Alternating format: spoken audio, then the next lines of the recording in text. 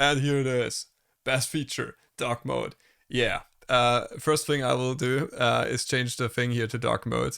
Sorry, I'm a bit nerdy about that, but I love dark modes. So a dark theme is selectable.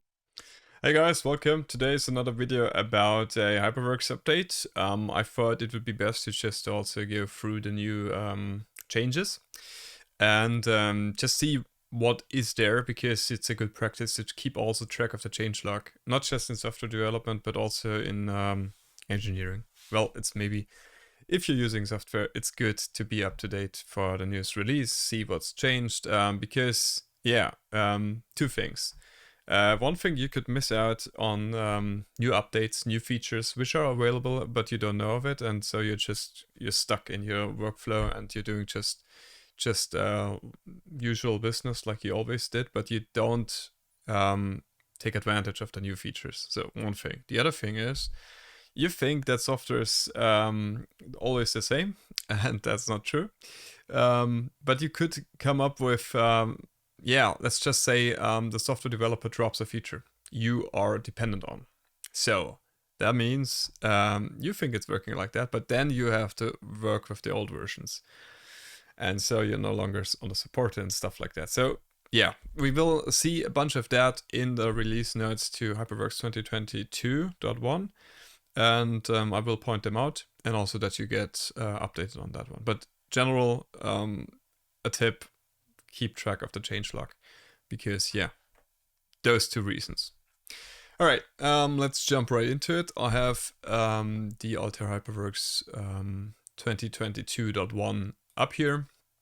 You can basically go to that by just opening the new Hyperworks, and then you just go on help, and then you're there. So, and it points you directly to it, and you have here what's new, few new features, and for sure I'm aware that there are videos also summarizing what's new here.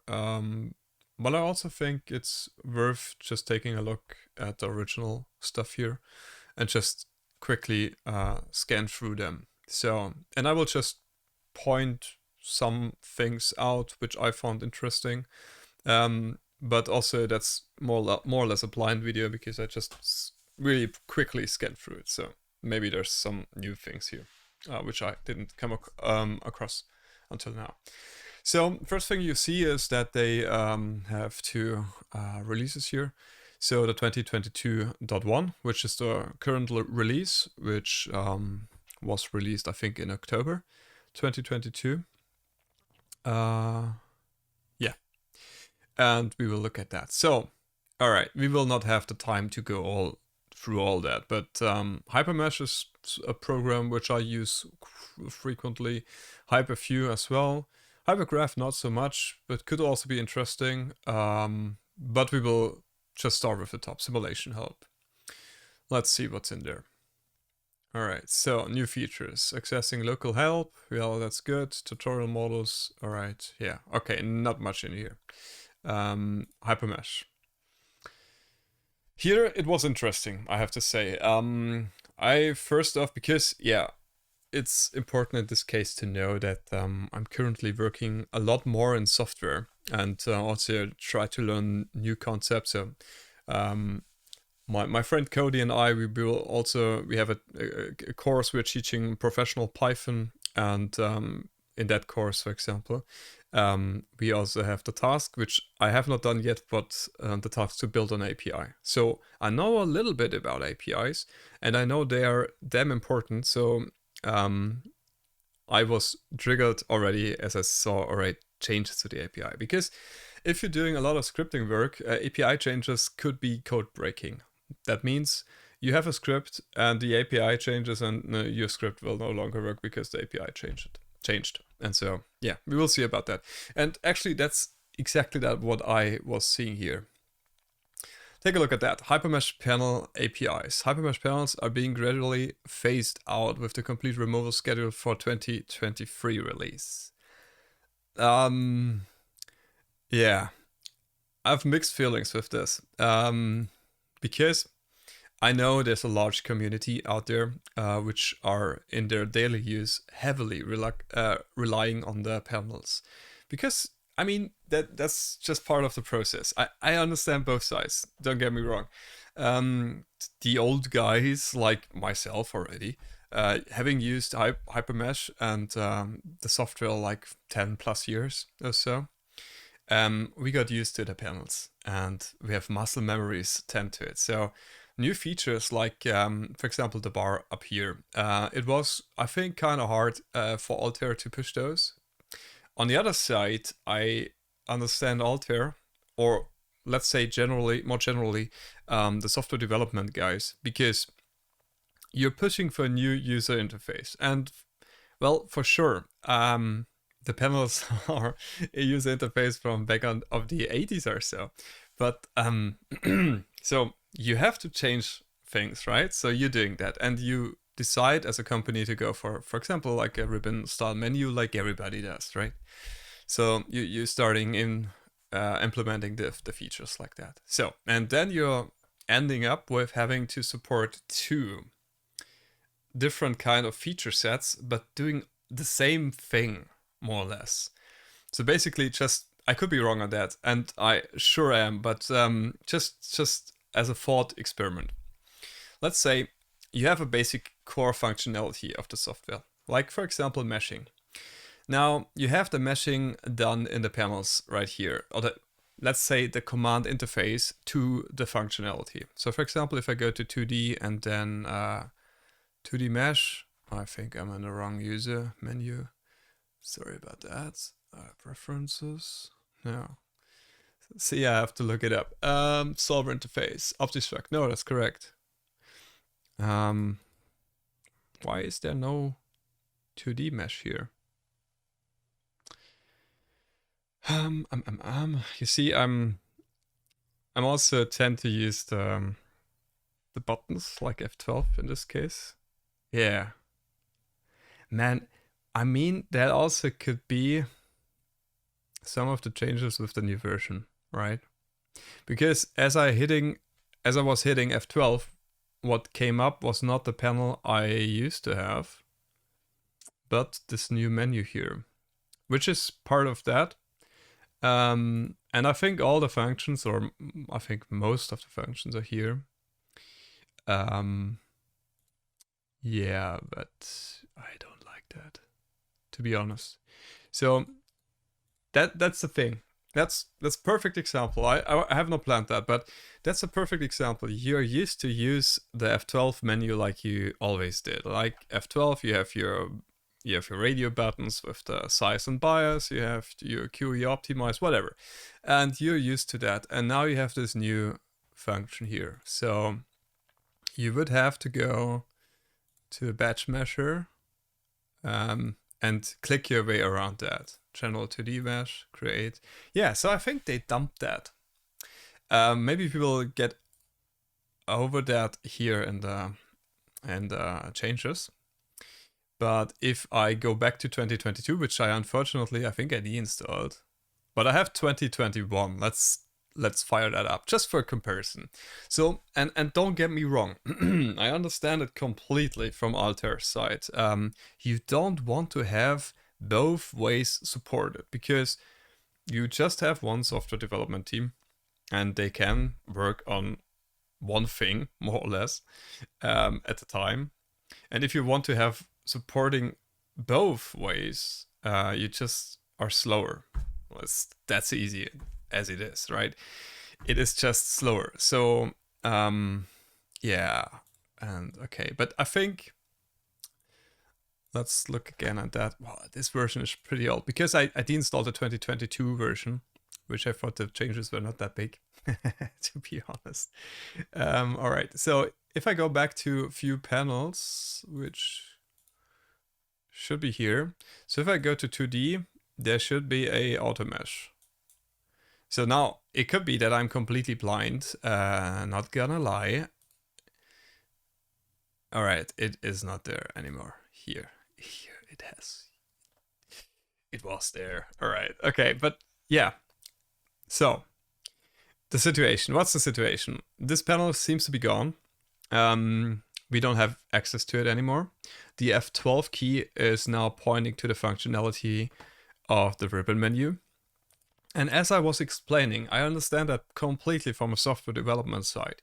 So you want to push the new functions, and I'm sure most of the functionality is up there, maybe even 100%. But you have to get used to use a different way of accessing it.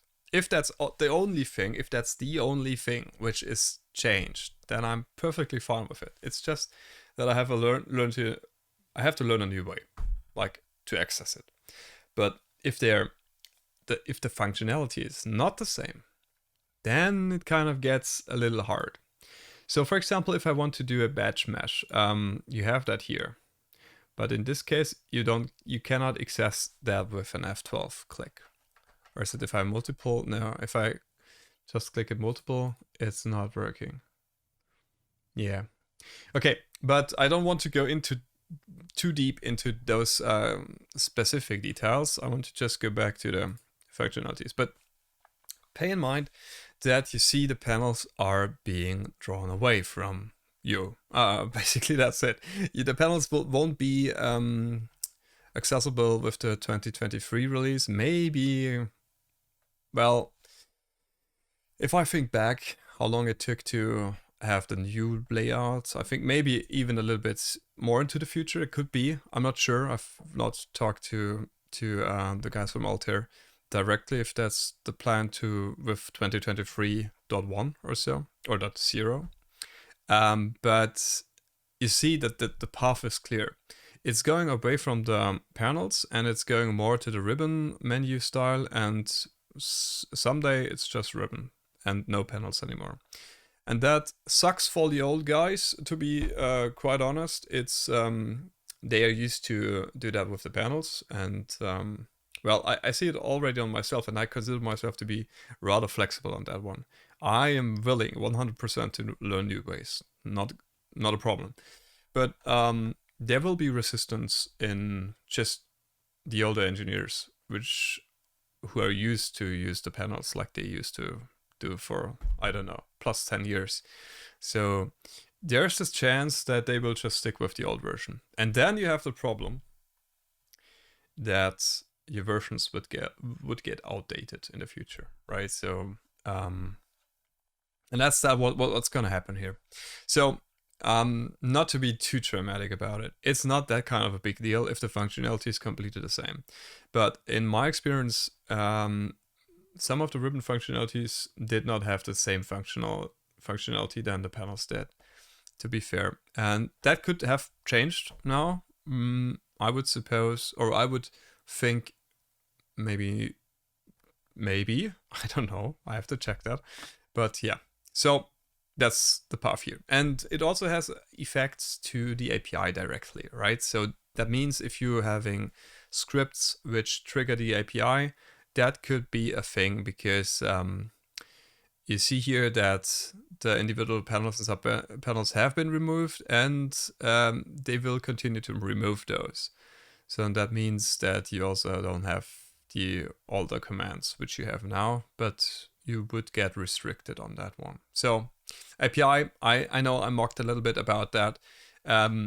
It's by no means intended to just criticize Altair for their doing, because I understand what they're doing, and full support from that as far as I'm concerned.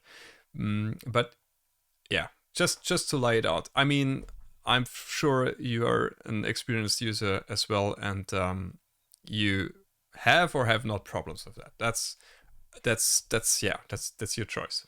So learn the new way, adapt to the new way. It's just like a Word version, right? If Office states up there a Office suite, yeah, I mean, the buttons are different and you have to adapt to the new layout, but in the end you manage. And same thing here. All right, browsers. Browser population with selected content. So it will be content sensitive. Yeah, that's a good thing. Yeah, that's a good thing. Entity count has exceeded limit. Select entities using browser selector. Yeah, that's a good thing. Yeah, all right. We will just scan through here. Performance improvement. Always good to see those. I mean, yeah, it's true that our machines get stronger and faster, but it's also, I don't know if I ever talked about it, but I think there's this comparison. I think it's Moore's law that the computation power doubles every 10 years or so. This graph, I'm sure you have seen that. But apart from the machines getting faster, also the algorithms are improving, and they are contributing to having faster software. And you see here, right? So with the same machine, you would expect to have a performance improvement of 60 to 80%, which is quite good in invoking context menus in a model browser.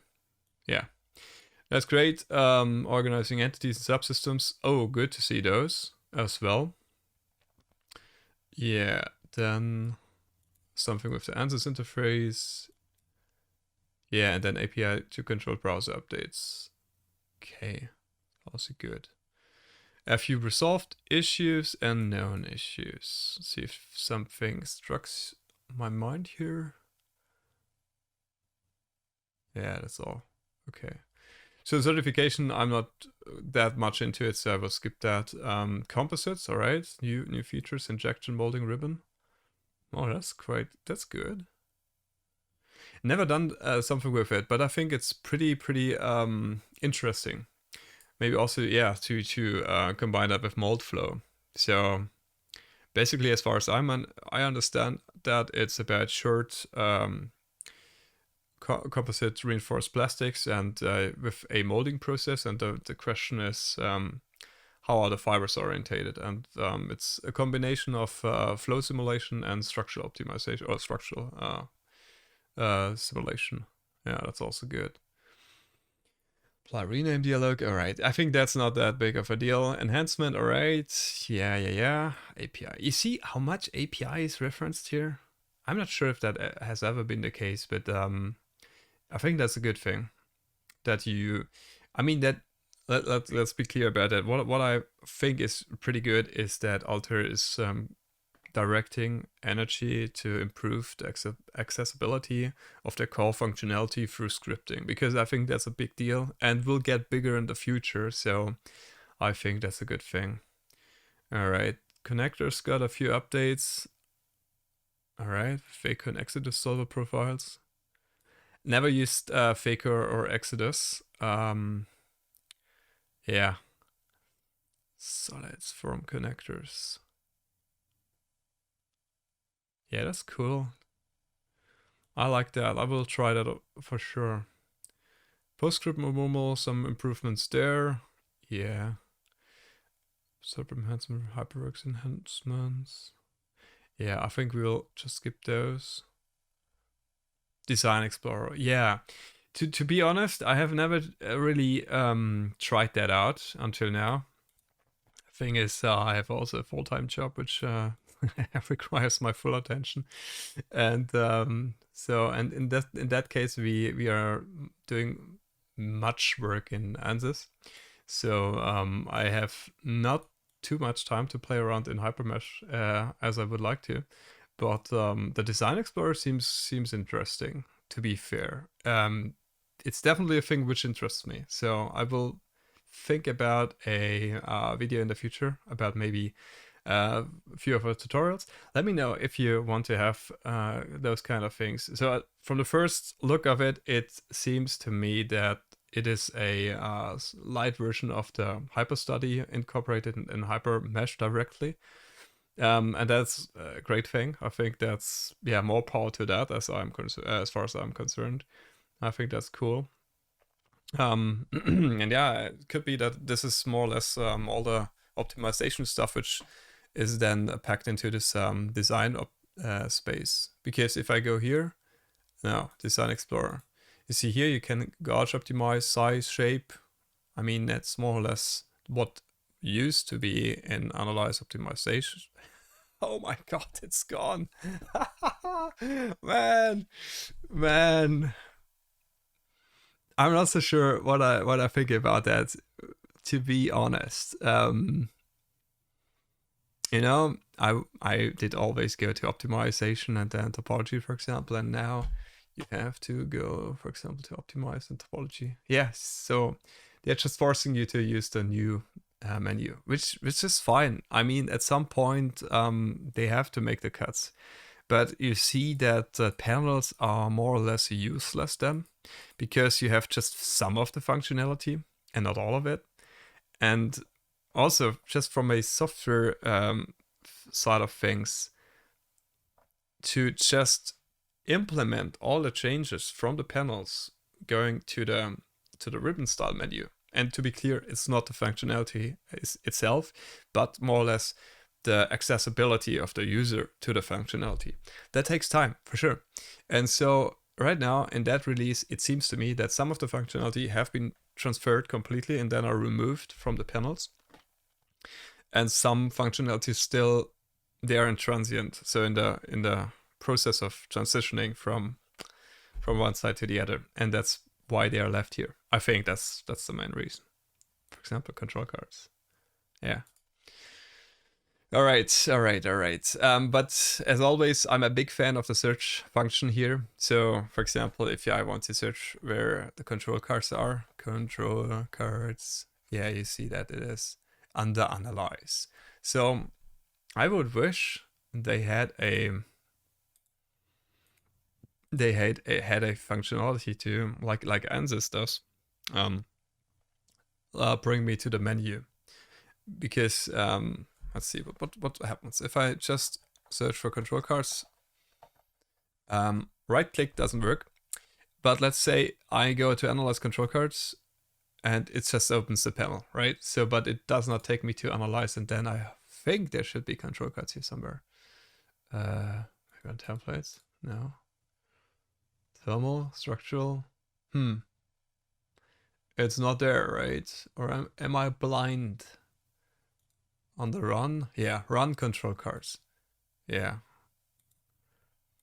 So just speaking about UI, maybe that's a good functionality. I don't know if some guys of Altair are watching. I think that could be a good functionality to just have this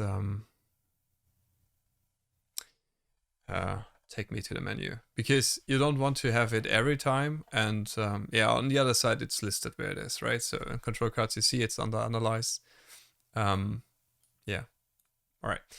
But that's just a short notice. And yeah, all right. Enhancement. Explorations can now be evaluated with a single click by clicking run in the evaluate dialog. An initial export is no longer required. All right, that's a good thing. I would have hated that if you had to export it and then run it. Yeah, it's just unnecessary. So I think that's good. That's pretty good. Accessing tutorial modifiers, pretty important for me, because I think I will do that pretty soon.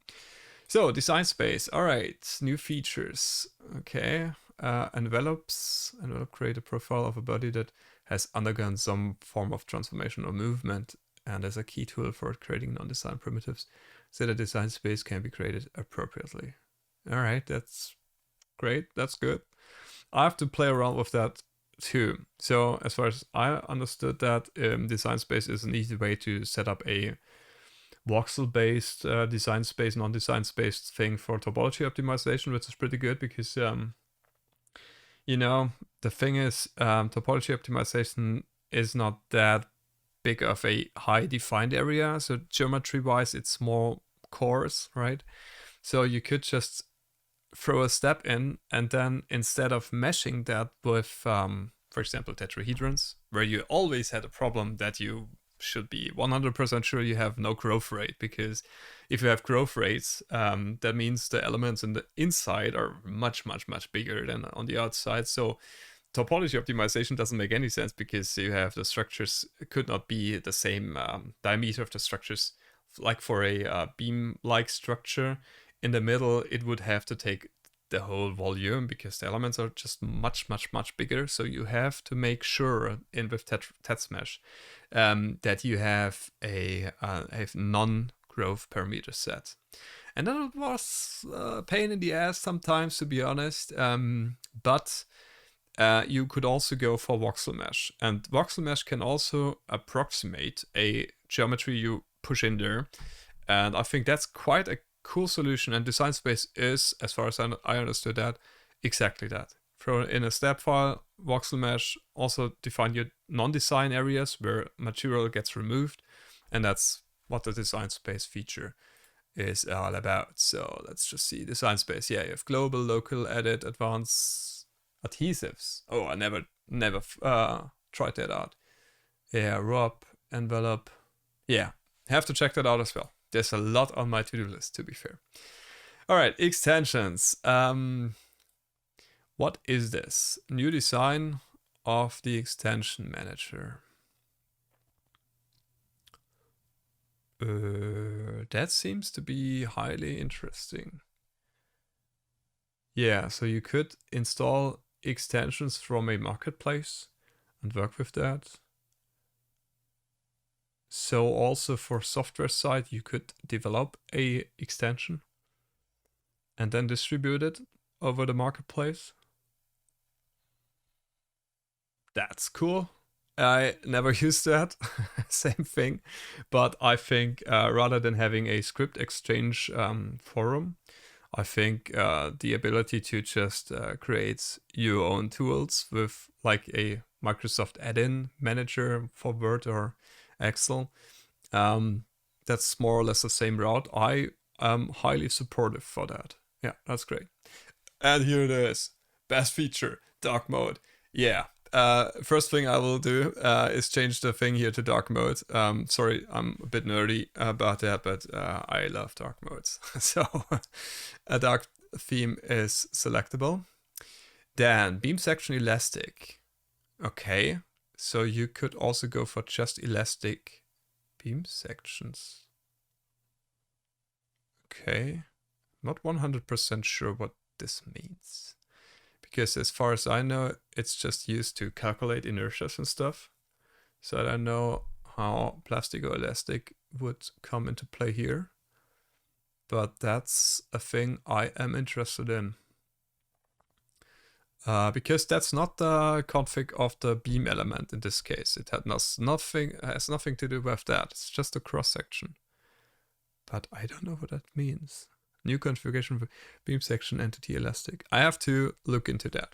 I think it's very interesting because I don't know what the other possibility is. All right, system tool, new tool. Okay. What does it do? You're creating system. Oh, that's great. Yeah. Definitely use something like that. But there was a system tool before creating or analyze systems and stuff like that. But all right, yeah, with the modern UI, yeah. See, it's another thing. They transitioned into the new modern UI. It's also makes perfect sense. Select by plane. All right, that has been better or it has been improved. Okay. Yeah, I have to say, I always was a fan for the selection methods in HyperMesh. They are just insanely good. The first thing I learned as a student was to select by face. I thought that was so amazing because at first I just tried with the selection methods and with the circle, and then you have to turn it into the right direction, and then you have to make your circle, and it has to be perfect and stuff like that. And then by face came along, and I was blown away. I thought that was pretty cool. All right. Okay. New nodes while selecting. While selecting nodes inside the tool, you can now add new nodes using snaps by activating the select create nodes on snaps. Okay, that's cool. Yeah. True view. Something with a perspective, right? Okay, that's also pretty cool. Okay, I think I will just go a bit quicker above those. Geometry. All right. Axis symmetry ribbon. New axis symmetry entity. So you can define that. Yeah, that's also cool. Yeah, they're working on the geometry front. Yeah, I think that's a good thing. Also the CAD readers, yeah. I have to do a little tangent on that. I was recently also working a little bit with the students again, where we did a lot of automation. And you know what also the problem is very often is that if you have some sort of a model which is not done in HyperMesh or so, but it's more or less more like a generative approach, like the thing with Elise or so. They're called now Cinera or so. But Elise, this, yeah, I have to back up a little bit. But the thing is that if you have the surface IDs the same, you could also select the surface by this ID. And if your CAD reader IDs and the surface IDs in HyperMesh, they're the same because they're using an interface. And if that's the case, you can also make a link. Yeah. I don't want to go too much into that detail, but I think that's pretty important to keep track of surface IDs, and because you could select them via a formula rather than just having to click it on GUI all the time. So yeah, I'm more into the algorithmic side of things. So that's a big thing for me. So if they're enhancing the geometry features and also the linkage to the CAD readers so that they're more tied together and stuff like that, that's always a thing I'm happy about. Yeah. Matrix browser. Yeah, okay, I think we go about that, right? Okay. Yeah, some minor corrections, I would say. Concept ribbon. I've never used that, to be honest. Have to look into that as well. Okay, model build, model verification.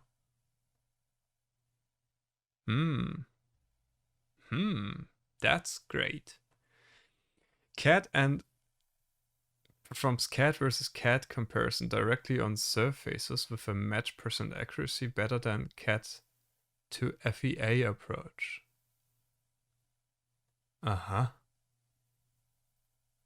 So you could compare two CAD files together and you get a surface deviation plot.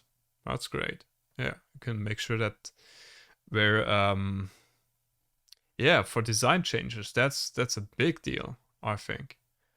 Yeah, because we always did a merge, then find the common volume, and if that's 0, that's good, and if not, that's not so good. But here in this case, you can get the deviation as a plot. I think that's cool. Detail comparison, yeah. Also something with inertias and stuff like that. I know HyperMesh has those features to just track, for example, the parts. If you have a huge model and you have this one screw, this little screw, and you want to know where all the other screws, and you can just say find that screw, and what's done inside, I think at least, it's that it builds a shape DNA more or less based on the higher moments and stuff, and then it looks for other components which have the same inertias, the higher moments, because that does not change with the orientation of the thingy. Yeah. So called invariance. Yeah, all right. Morphing, I will skip post. All right, let's see. I hope they're bringing HyperView more into the Hyperworks environment, which I'm sure they are doing. So I think that's cool. Safety tools, I don't have too much to do with it, so I will skip that. Skeleton modeling, oh, that's cool. Yeah, direct reduced order skeleton model. Yeah, that's cool. And auto weld options also there. All right. Solver conversion. All right. ANSI to OptiStruct conversions. Also great. Yeah. That's a lot possible here. Okay. I will just skip a little bit about that because I'm not so interested into the different solver API or solver interfaces. What's here? OptiStruct interface. Yeah, I'm interested in those changes here. New features. Free convection setup. Automatic method to define a free convection setup. That's a good thing. That's definitely a good thing.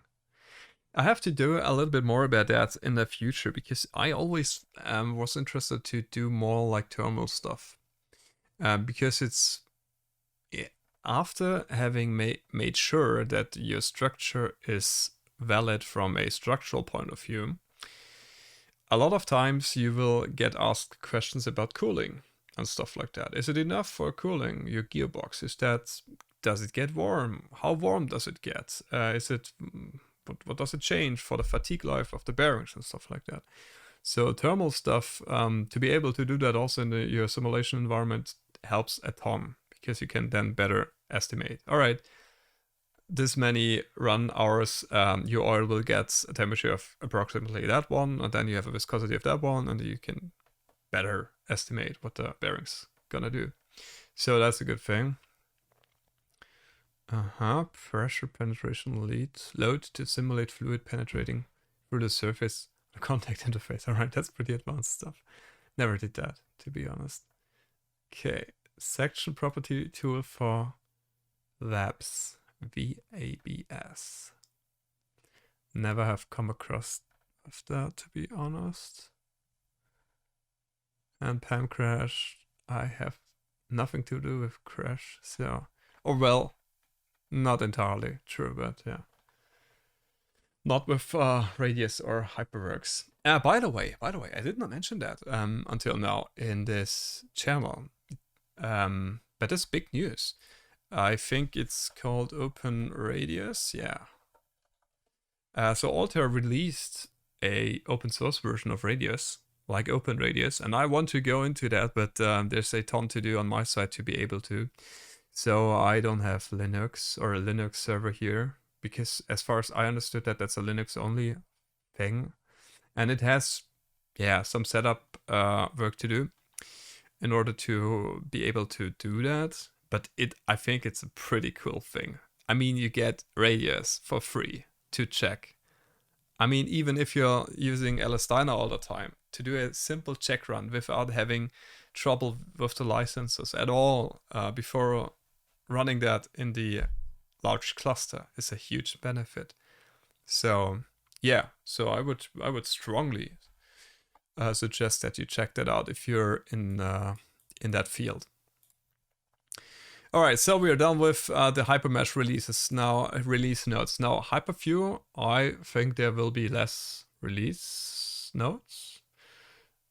All right, let's see. Highlights: hotspot finder enhancement, tracing functionality enhancement, refresh results, and HWC editing of multiple nodes or measurements with a single command. All pretty cool features. So hotspot finder.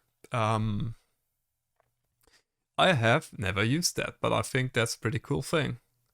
So you can better check or better find the spots you're interested in terms of a algorithmic formula to find it. So it's not just the maximum, but maybe the maximum in a different region and stuff like that.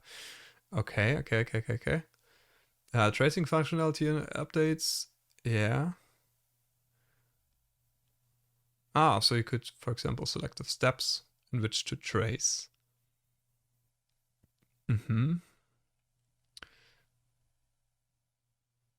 Nodes by path, yeah, that's also great.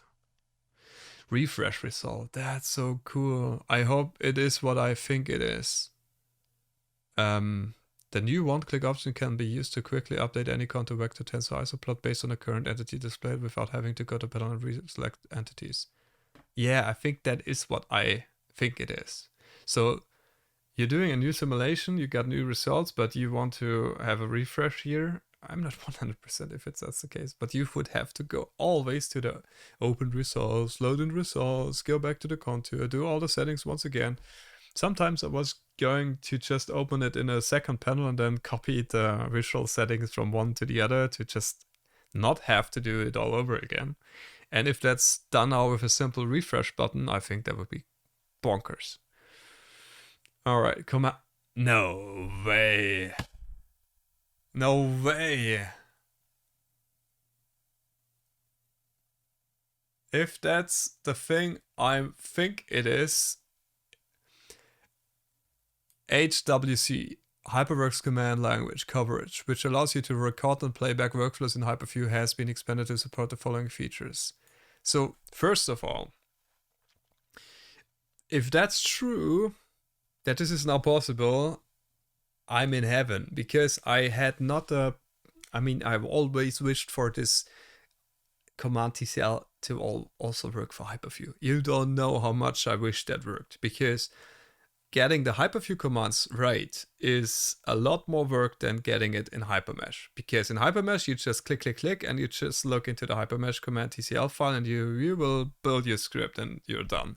But for the HyperView, and there's some users on the forums, which I am unlimited gratitude goes to them, because I did not manage it from time to time, and I just asked like a total noob how this is done, how this is done, and they helped me tremendously, because they had a better understanding, because they were doing that all the day. I imagine, yeah.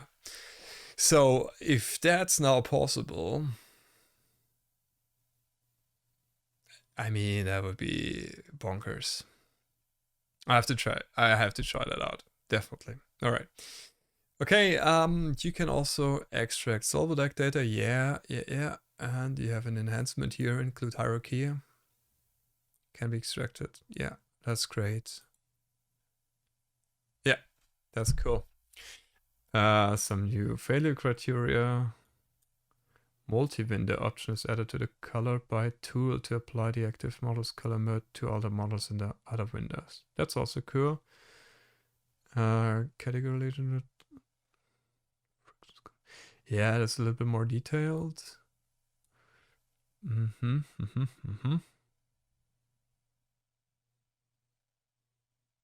Yeah, I mean, I will scan a little bit quicker about through all that, just because of time issues. I mean, we're now 40 minutes in, but I mean, this blows my mind, to be honest.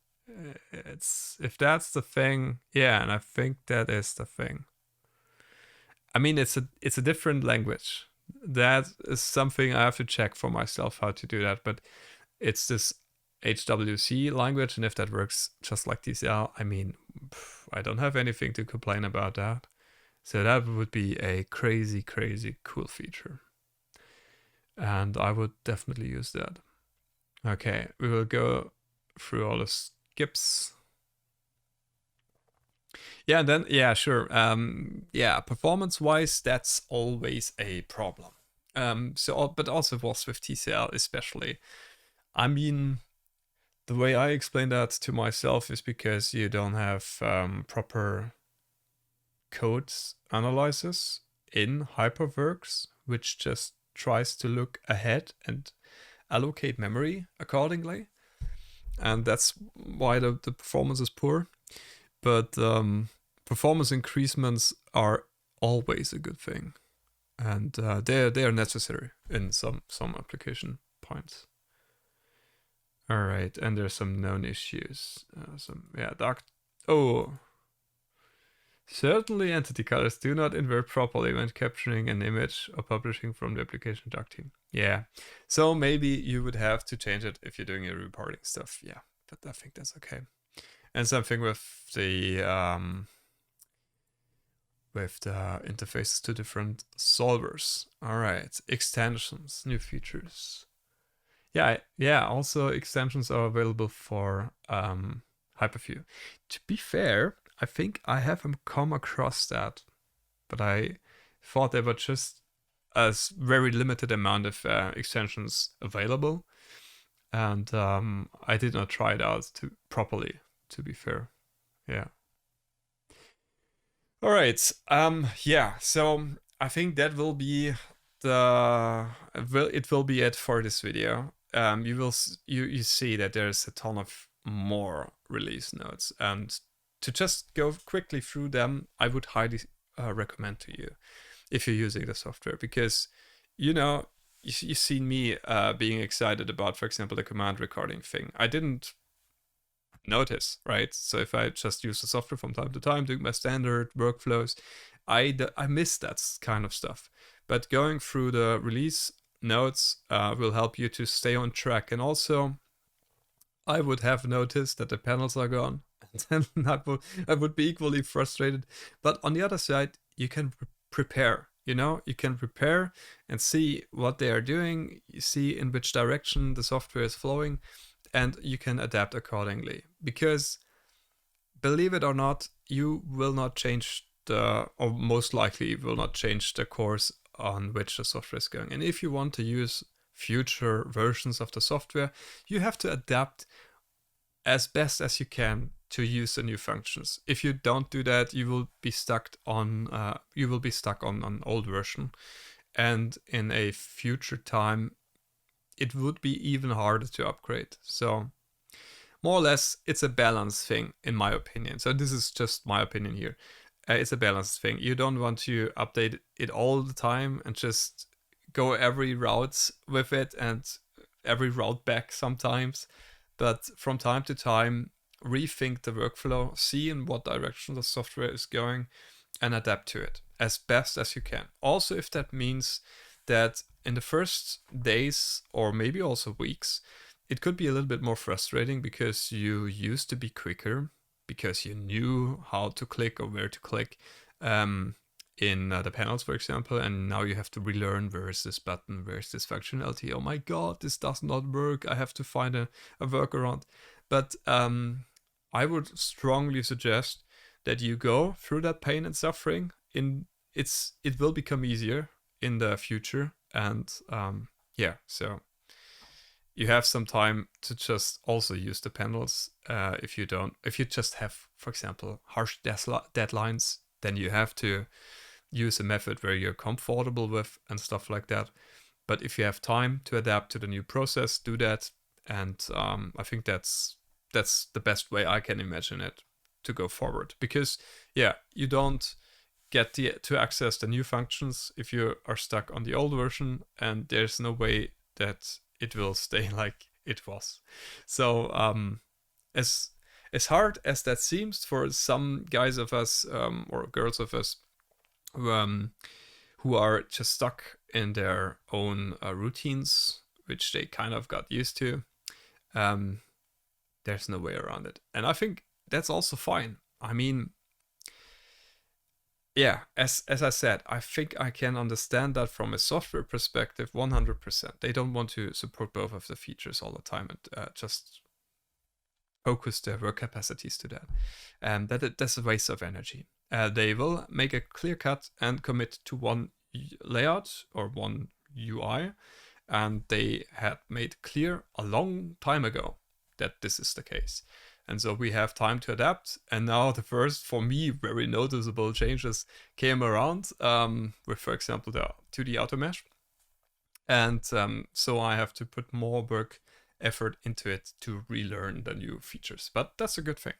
Also keeps you fresh in the mind because you have to rewire your brain. For example, if you want to try that, I changed my keyboard layout to drawback and removed all the keycaps. Like, I learned to type, literally. I relearned to type. And why did I do that? Well, I wanted to get even faster. I don't know really how fast I was with typing, but I knew I wanted to go even faster. And so I researched a little bit, and Dvorak seems to be the optimal choice for that. But there's some pro and cons for that. But on the other side, I also wanted to prevent health damages to your fingers and stuff. If you're typing 10 hours a day or even more, then this is a thing to do. And that's why I got for those kind of keyboards, which are perfectly ergonomic wise. It's from Kinesis. I'm not sponsored by, but I wish I was. But those keyboards are like a charm. I cannot tell you how amazing they feel. It's just like it's just like, I don't know how to describe it. It's just easy, and now I'm pretty comfortable to type again. Took me quite a bit, maybe a few days or so, to just come to normal speeds again, because you have to rewire your brain. And I mean, that's the same thing with the functionality in HyperWorks as well. So new functions, new buttons, new ways, new features. But I would suggest that you're open to that. And you also saw me a little bit struggle. Oh, where's my 2D HyperMesh? My panel is gone. Oh my god, why? But in the end, I will get around that. I will get to the new way of doing it, and it will be the same as ever, or even better. So I hope that it will be better. And for sure, I will keep you updated. In the meantime, like it, subscribe if you want to. Leave a comment whether you experience this. Are you also affected by it with the panels, or are you a new user who got into HyperWorks software where they had the ribbons already and you never really used the panels anyway? I'm glad to hear your stories and what you think about this kind of stuff. And yeah, let's just keep in touch, and I see you in the next video. And yeah, bye guys. Thanks for watching.